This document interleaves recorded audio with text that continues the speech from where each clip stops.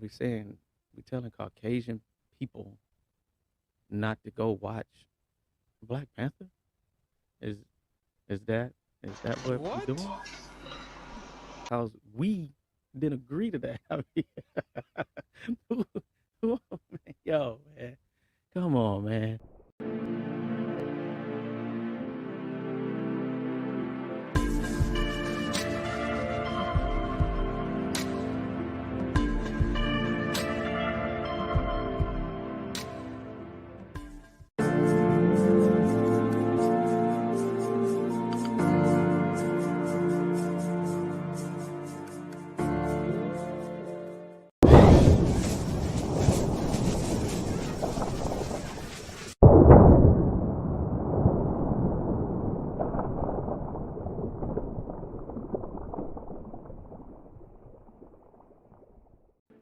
Good morning, good afternoon, good evening.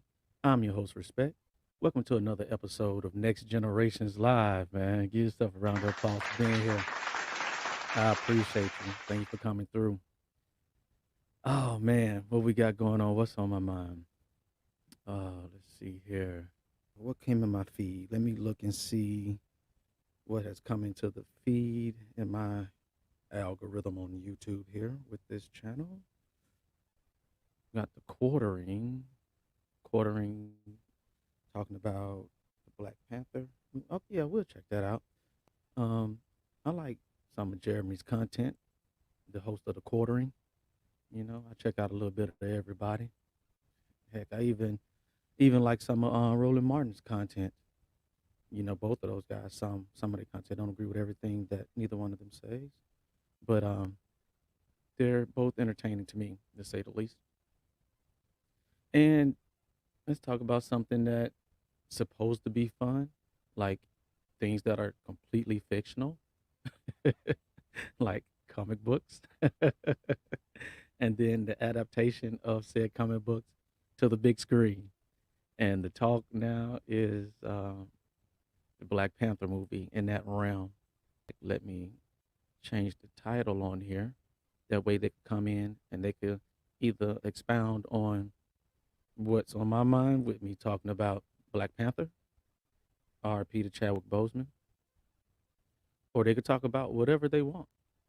This channel is built for the people. Okay. Will Black Panther flop? Which I don't think it will. I think it's going to make enough money to turn a profit. But will it be considered a flop by just the Hollywood metric system of what they deem a flop is? Or will it be considered a flop, based on each individual's personal opinion of the movie, regardless of the revenue? That's always interesting, right? People's personal opinions. Let me make sure I put the quartering in the description. Shout out to the quartering for the video that we'll be looking at. You can contact the channel at Next Generation Shops within Z at gmail.com, Facebook at Next Generations Show, Instagram at The Real Respect, Twitter at Next Gen Show Host, TikTok at Next Generations 2030, and we're also on Parler now at Next Generations. So I appreciate y'all, and don't forget when you have time to check out the art and photography at T Public. So on the T Public website, you'll see that link right here that I got posted. The name of the store is Next Generations, all one word, Next Generations. And you also have Redbubble as another option, and it's nextgenerations.redbubble.com. And that's where you could check out the art and photography. All right. Okay. Let's get this stuff off the screen here. I think everybody's voice is important to a certain extent, depending on the context and the topic, right? So let's blow this up and let's go. This message is to all our would-be accomplices and white allies. Wait for it. This message is to all the white people who have BLM in their bio. Wait for it. If you really prove black people that you love us and you care about us and you are down for the cause. Wait. Was going to say, and I still will say, I think she's beautiful. I think she's pretty, you know. And now I'm hearing what she's saying, and it still doesn't take away from my first thoughts of her physical beauty. But come on, man, what are we doing? What are you about to say? By the way, y'all, I have not seen this video, man. It came into my feed, and that's what we doing. So, yeah, I grew up on comic books though, so that's why I caught my attention. All right.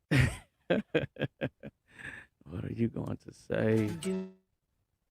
So, we're telling people that not are just non-black, but specifically we're saying Caucasian.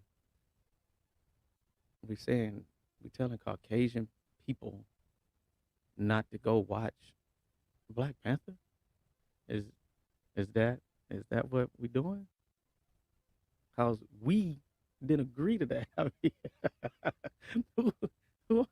yo, man, come on, man. Yo, let me know in the comments or on one of the other contacts of social media. Who is these people? Is it men and women mixture, or is it mostly men? Is it mostly women? Because I'm just saying there's one woman, so I'm not going to assume that it's just black women or women of the African diaspora that is campaigning for this. I don't know, but who is anybody of any ethnicity to tell someone not to go see a movie? What are we talking about? Is that the equivalent, possibly, of cutting off your nose to spite your face?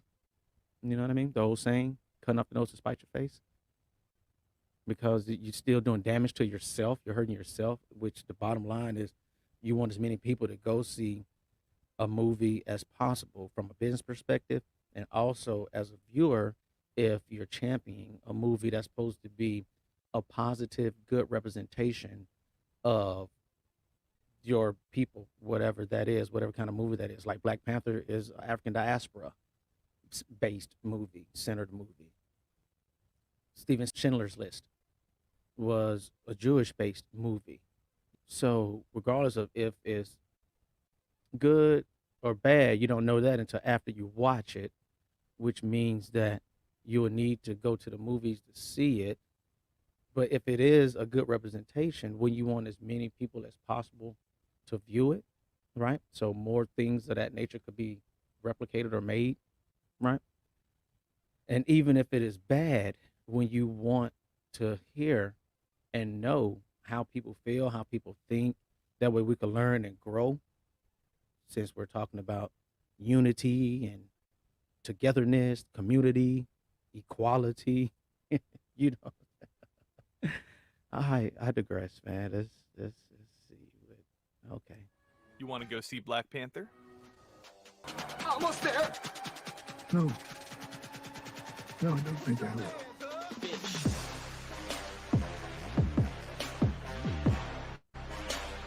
Oh man. What's going on, everyone? Jeremy here from the Quartering, and we are now into Yo, quartering. Y'all wrong for that, fam. Y'all wrong for that. So we're gonna use the the Black Captain America and the retired Steve Rogers to be the the opposing deals, like the lady that's telling like white people not to go watch the movie and stuff. Oh man, yo man. the second week of Black Panther Wakanda Forever, the best movie ever created in history. Looking at how the box office looks. I don't think it was a flop. I think that that's probably not a fair assessment of it.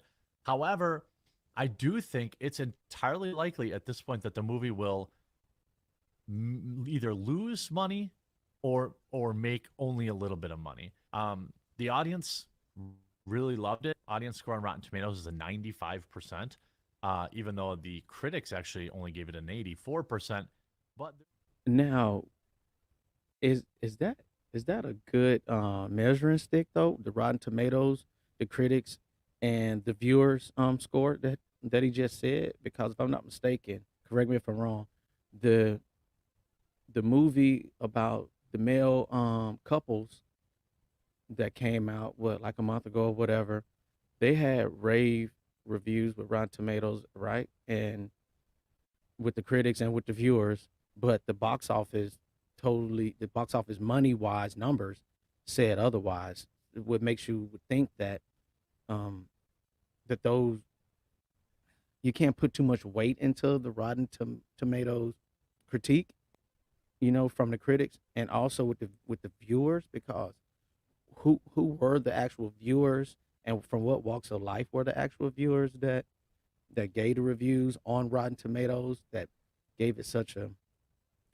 great score for critics and viewers, but the money and the revenue and the actual people that went to watch it was non-existent, really. You know what I mean? So I don't know. Now, to be clear, me personally, I like the character Black Panther. The Black Panther wasn't my favorite character. My favorite Marvel character is Wolverine.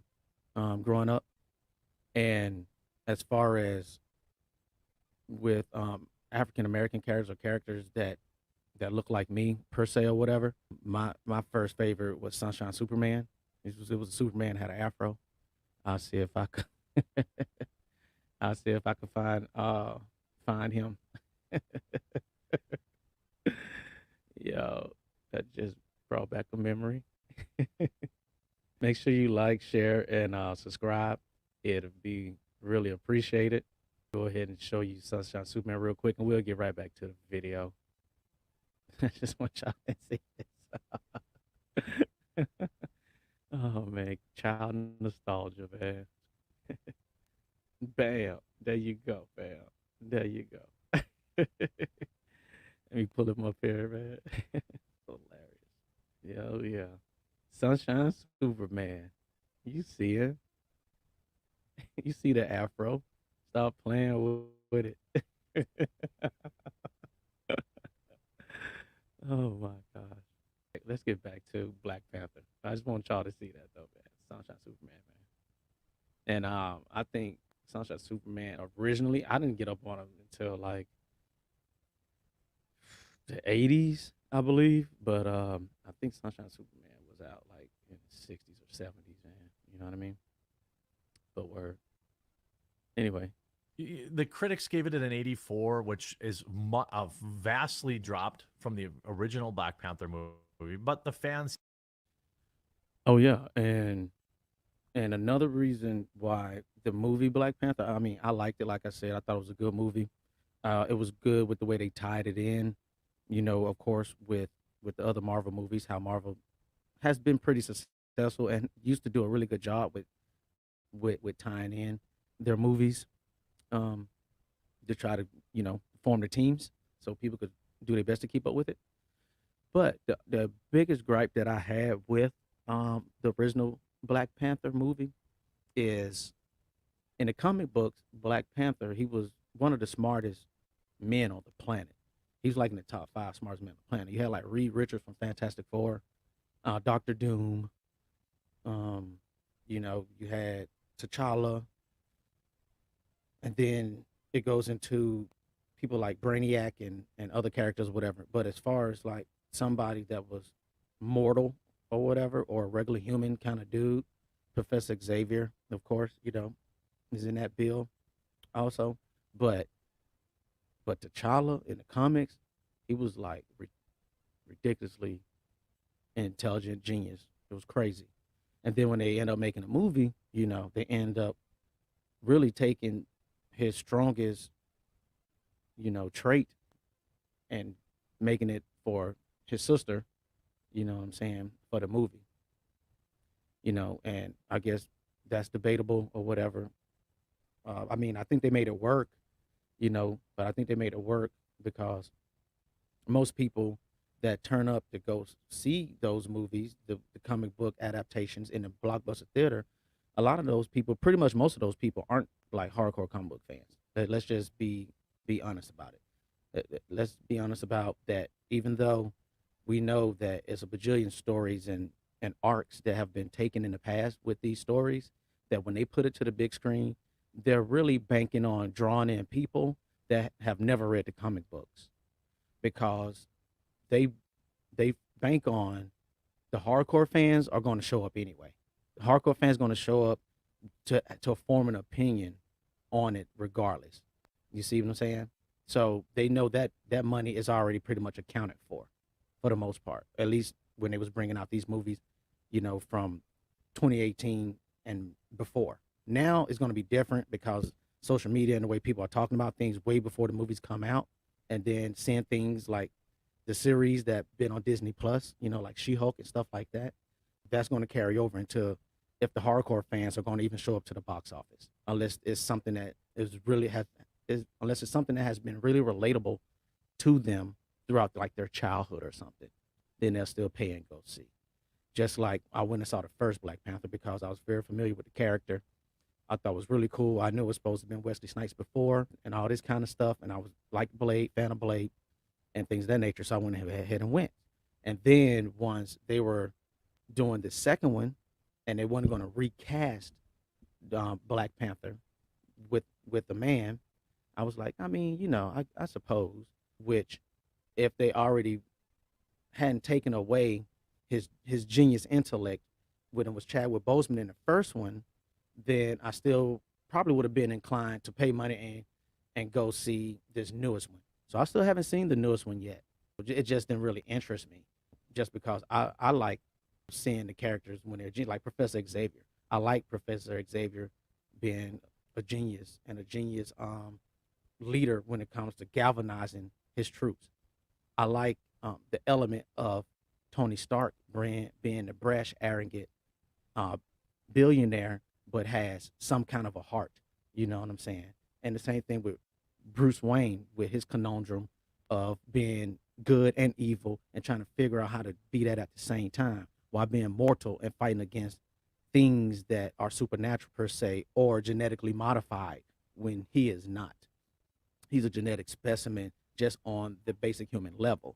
You know what I'm saying? So those are the things that intrigue you when you grow up reading and delving into these characters. So when you become an adult and you already have more experiences, more information, more knowledge and how things work and stuff, and it gets to put on the big screen, you compare those things.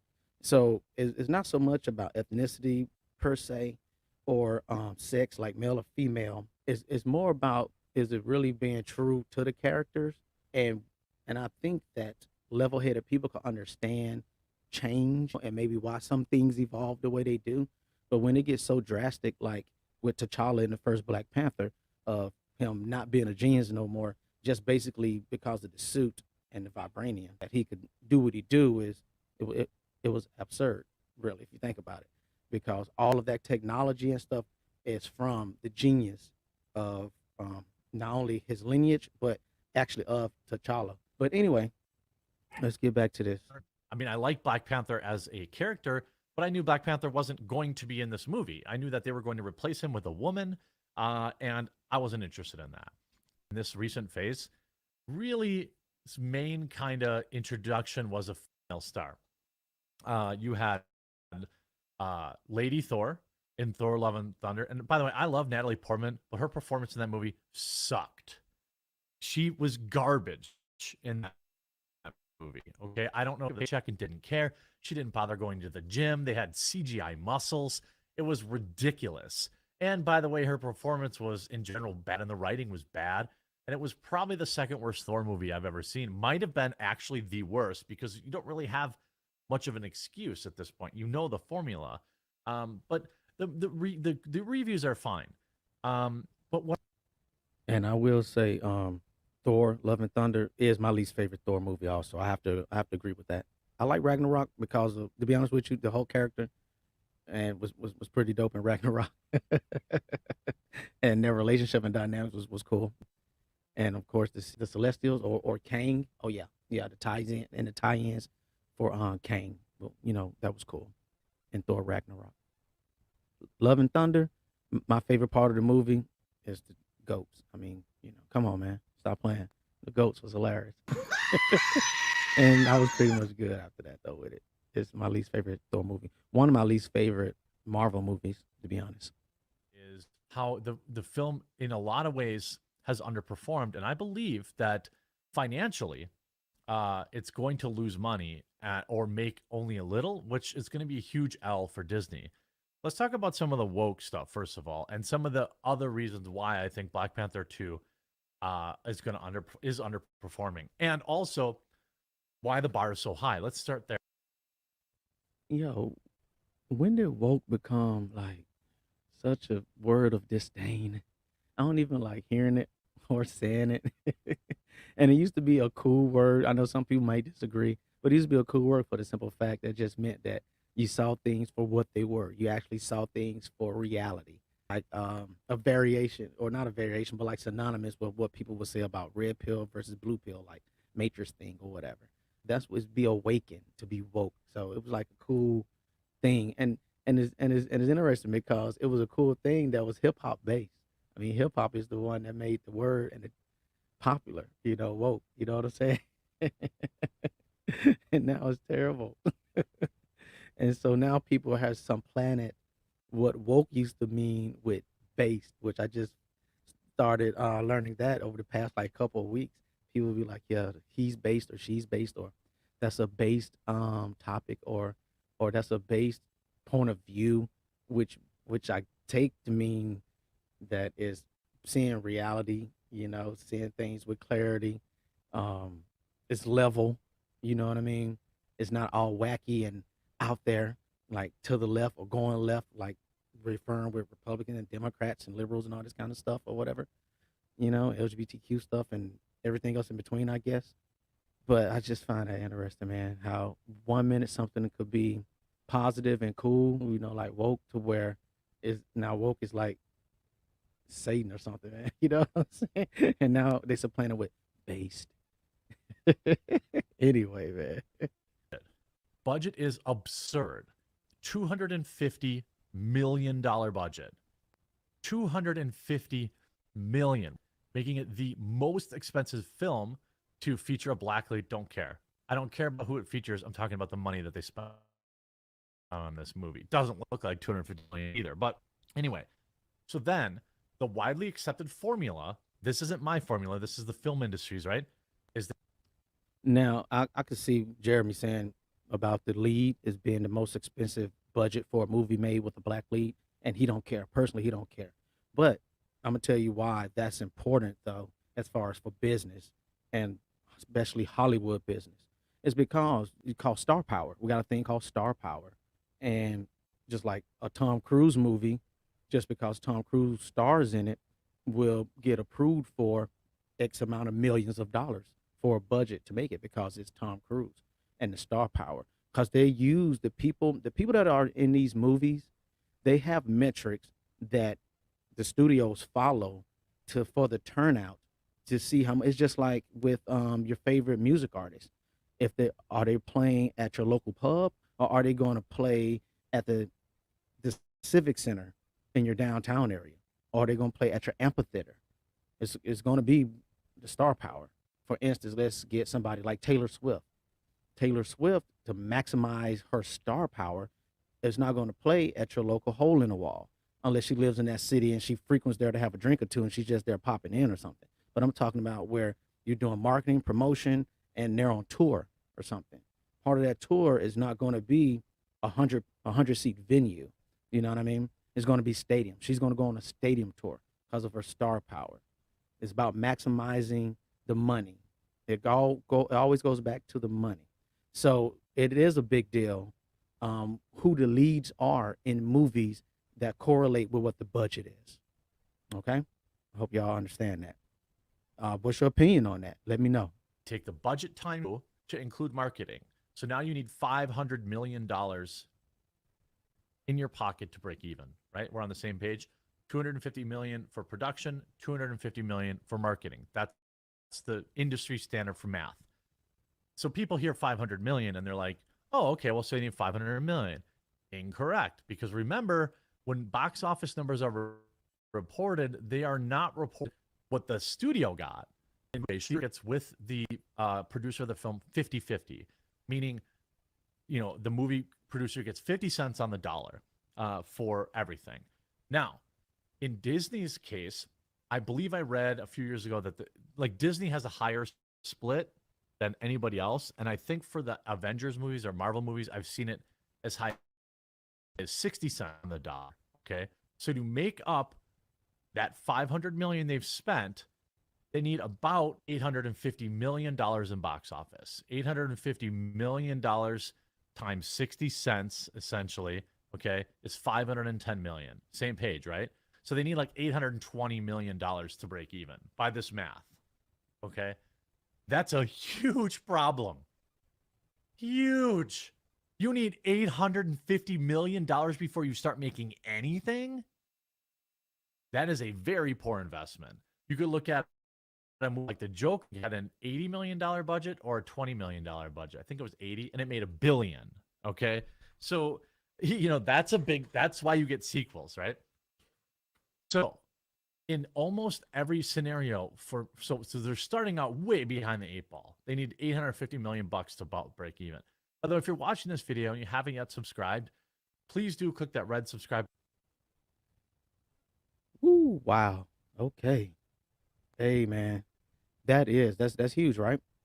So you figuring on basic understanding and the math with the studio budget, they would need $850 million to break even.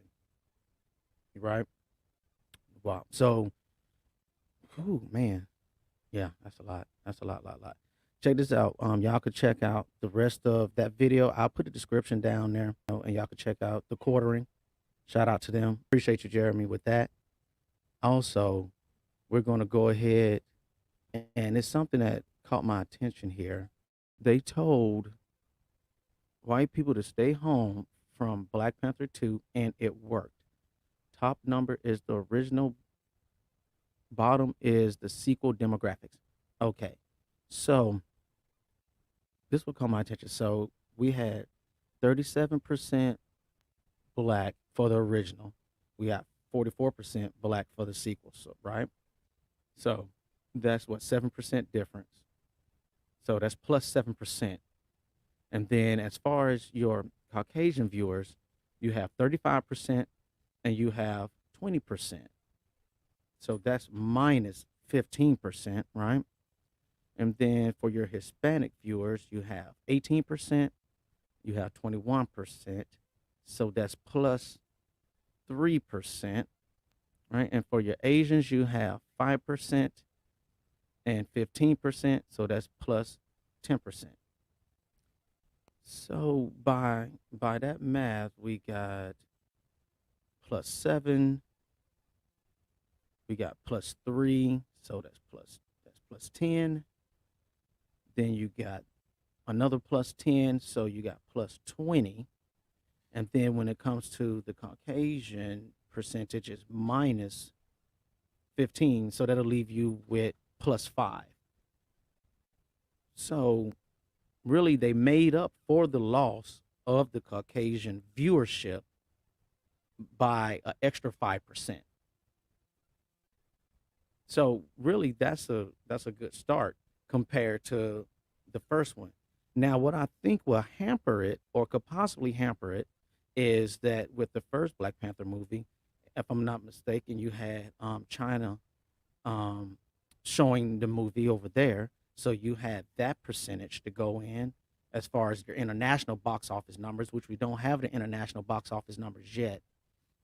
I think they're banking on the Hispanic Latino community, whether we're talking about Spain and Europe or we're talking about Mexico, Central America, South America, and that viewership to be higher than it was for the first Black Panther, and that'll cover the loss of the Caucasian viewership, right?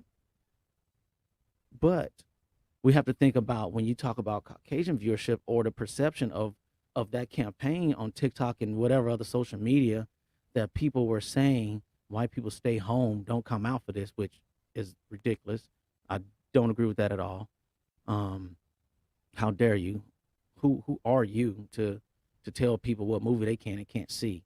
Anyway, um, the people that are of Caucasian ethnicity that is in other parts of the world outside of the United States, they probably feel some kind of way about that, and they won't go see it on the international box office side. So if they don't go see it on the international box office side, I think that takes away a lot of the profit that the movie could make it comparable to billion plus dollars that the first Black Panther movie made, right? So only time will tell, really. It's only been a week, and then it's going to take at least a few months, really, to get everything all compiled up. But I think I'm gonna keep an eye on that and just see where it goes. It's interesting, but yeah, y'all check out the rest of the video. Like I said, I'll leave that description down below for the quartering, and we'll go ahead and close this show out. For the day. I appreciate you guys. Always, parting words would be flair. Have some flair in your life. Facts, logic, accountability, reason, empathy. You know what I mean? Have some flair. Make sure you check out the merchandise and everything, the artwork and photography that is on TeePublic. Right? The store name is Next Generations. You can also check it out on Redbubble, and the store name is Next Generations. And for any kind of inquiries, collabs, or anything of that nature, Next Generation Shops with a G, Next Generation Shops with a Z at gmail.com, Facebook at Next Generation Show, Instagram at The Real Respect, Twitter at Next Gen Show Host, TikTok at Next Generations 2030, Parler at Next Generations. Like I said, and I appreciate all of you. Thank you all for coming out. Remember, the next generations are the future. The next generations are here now. Every day, kids are being born, kids are growing, kids are immutating, kids are emulating. All right? Till next time, world. Peace.